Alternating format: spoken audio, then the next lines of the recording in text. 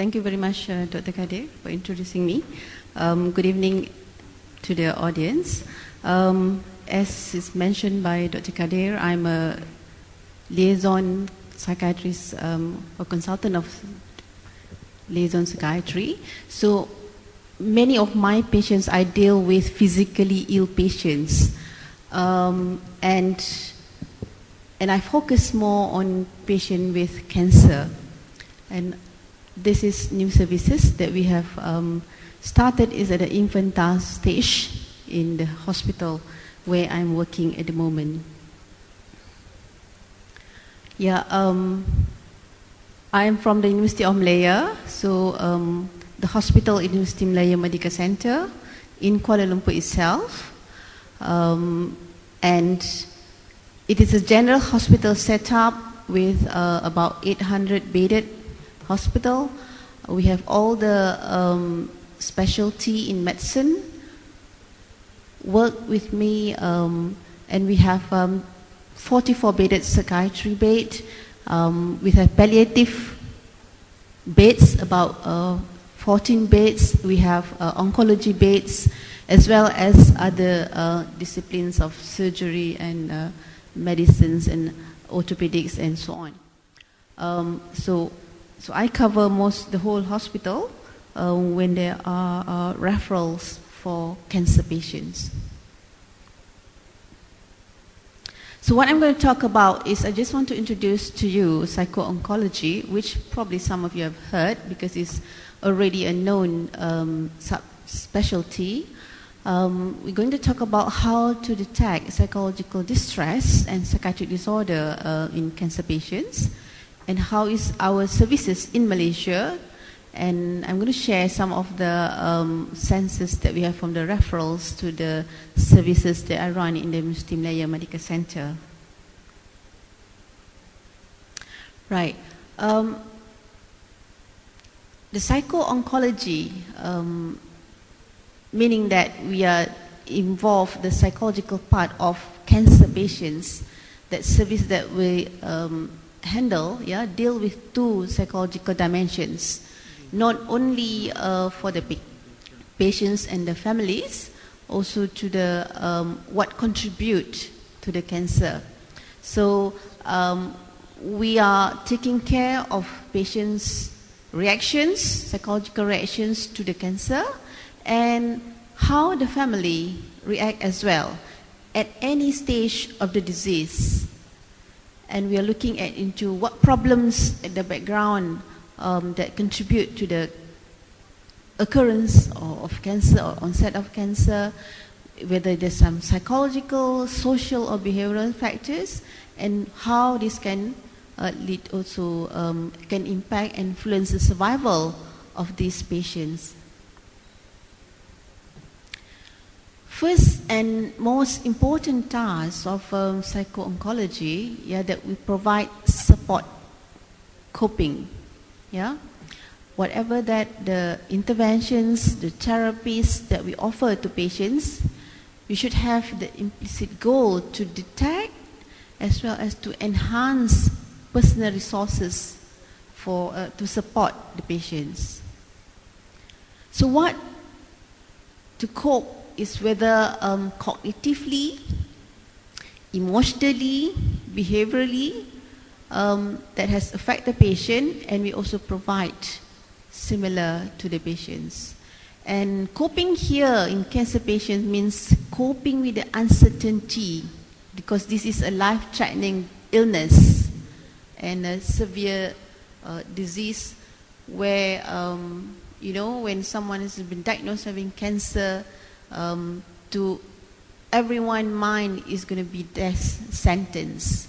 So it's a very catastrophic reactions to some patients, and all this needs support, either from the team as well as from the relatives or other resources around the patients. When we talk about the team, ideally, the psycho-oncology service should comprise of a multidisciplinary team where you have psychiatrists, clinical psychologists, Though it is a rare breed in Malaysia to get clinical psychologists, staff nurses, social worker, to look into the social part, social care of the patient, occupational therapists, to some center, they have spiritual or religious person that work closely with the clinicians.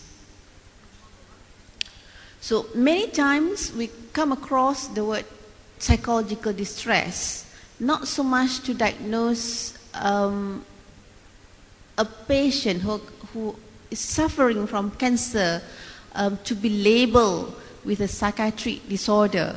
So for the Network of Cancer Society, the term distress was chosen, yeah, which we think that is more acceptable and less stigmatizing than the word psychiatric or psychosocial distress or emotional distress. And it sounds normal to our society and less embarrassing. And distress can be defined and can be measured by self-report. So I took this definition from the NCCN, the Network of the Cancer. What is distress is a multifactorial, unpleasant emotional experience of a psychological, whether it's cognitive, behavioral, or emotional, social and or spiritual nature that may interfere with the ability of someone to cope effectively with cancer, with its physical symptoms, or from its treatment. And it can extend along a continuum ranging from normal feelings, it can be a normal reactions to vulnerability, sadness, fear, yeah, that they become disabling, which can lead to depression or anxiety, panic, isolation, existential and spiritual crisis. So it's a spectrum, but we will see more on the normal reactions compared to the psychiatric disorder.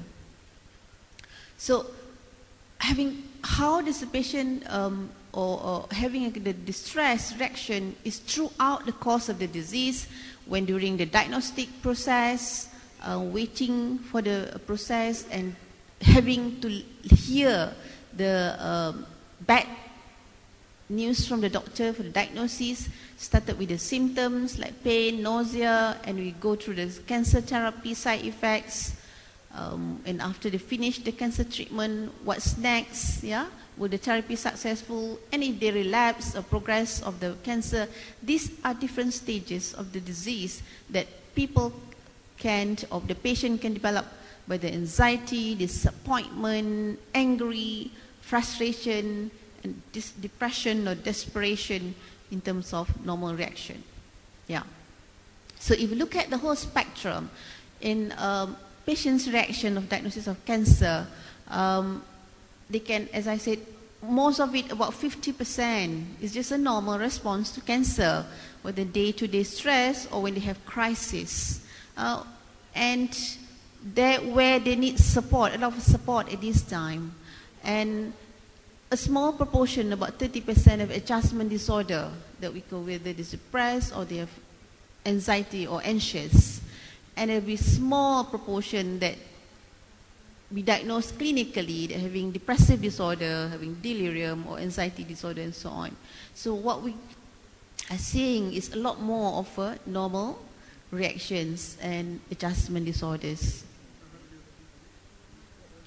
So about 30 to 60% prevalence rate of psychiatric disorders, as I said just now, and 49% prevalence of acute anxiety or distress syndrome, and a small proportion having the standardized psychiatric diagnostic criteria. Okay. So detecting the psychological distress may not be easy, and these patients are seen by their primary doctors first, and they're seen by their surgeon, or they're seen by the physicians, yeah, or oncologists, and can be time consuming for the primary doctors to sit and listen to patients' concern, what is come to their mind when they are diagnosed with cancer. And and if they develop depression, yeah, and it depends what influences the severity, the progression of the disease, and if they're having pain, they're even more likely to get depressed with the psychosocial burden, financial problems, if there's lack of support, yeah, and what more if they have previous history of depression or anxiety, and they're female and past history of major depression, they're more likely to have a risk to develop depression. And when they are on the therapy or the chemotherapy, certain immune therapy like corticosteroid, or the chemotherapies of vinblastine, vincristine, or hormone therapy, they have risk to develop depressive disorder or depression. So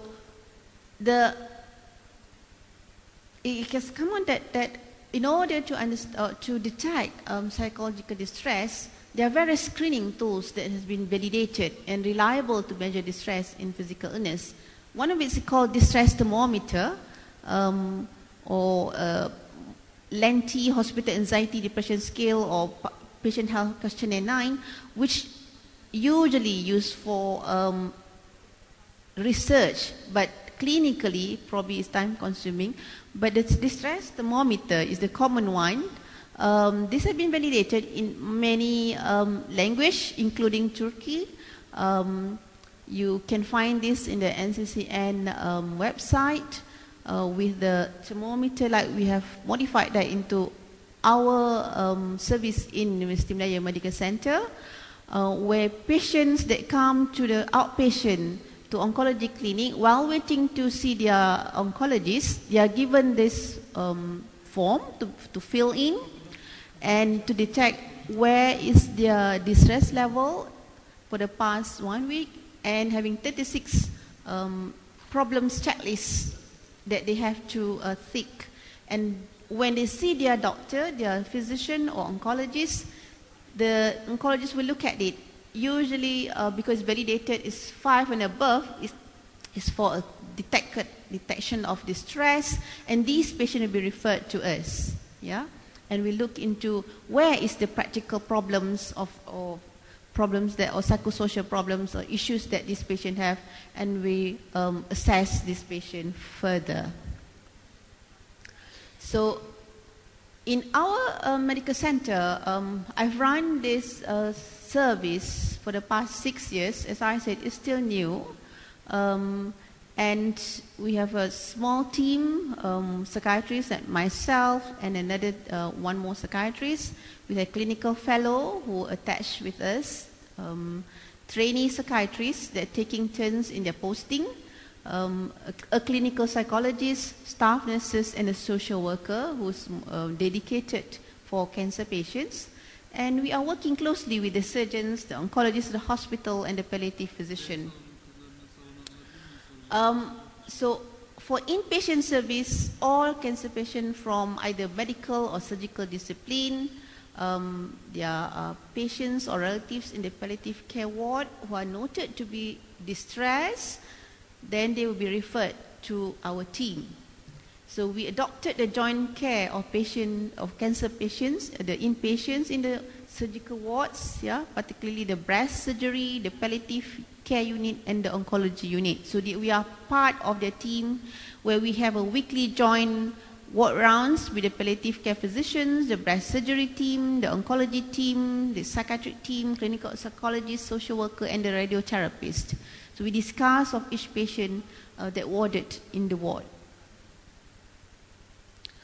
However, or in addition, at the outpatient, we are providing a weekly outpatient psycho-oncology clinic. In the oncology clinic, I don't open it in psychiatric clinic. We don't want to stigmatize the patient, so we sit in the oncology unit. Then the appointment given by the oncologist referral, those that have been screened with the distress thermometer, and they will refer to us. So this is the referral form that will refer to us, and from the number of patients that have been referred to us, I look at the census, is majority or 72% are female, about the age of 55, the average age, And there are various reasons for referral, and about half or 50% having referred as depression, and then a certain amount of anxiety, insomnia, and change in behavior. So these are the reasons for referral. And type of cancer, half of them having breast cancer, that's why the majority were female. Then colorectal cancers, lung cancers, these are the most one. And 97% of the patients knew their diagnosis, they've been told about their diagnosis, and about 40% already received support from their resources.